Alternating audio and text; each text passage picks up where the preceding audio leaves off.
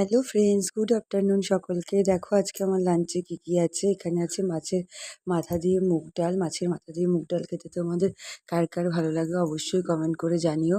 তারপরে আছে এর সাথে ঝুরঝুরে আলুর চিপস আর পাঁপড় ভাজা। আলুর চিপস করতে কিন্তু ভীষণ খাটনি হয় বলো, মানে অনেকক্ষণ সময়ও লাগে, খাটনিও হয়, অনেক ধৈর্যের ব্যাপার। আর তারপরে আছে এখানে আলু পটল চিংড়ি মাছ দিয়ে রসা, একদম গা মাখা মাখা করা হয়েছে। এক বাটি আলু পটল চিংড়ি মাছের রসা আছে। আর আছে ইলিশ ভাপা। ইলিশ ভাপা তোমাদের কার কার পছন্দ এটাও আমাকে জানিও। ইলিশ মাছ টিফিন বাটি করে ভাতের মধ্যে ভাপাতে দেওয়া হয়েছিল। অসম্ভব টেস্ট হয়েছে, খুব সুন্দর খেতে হয়েছে। আর তারপরেই আছে দেখো লাল লাল মটনের ঝোল। কি সুন্দর দেখতে হয়েছে তাই না বলো?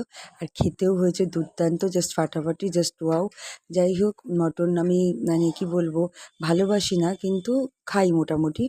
আর একজনের কথা তো খুব মনে পড়ছে মটন খেতে গিয়ে, সে আমার জীবনের ভেরি স্পেশাল।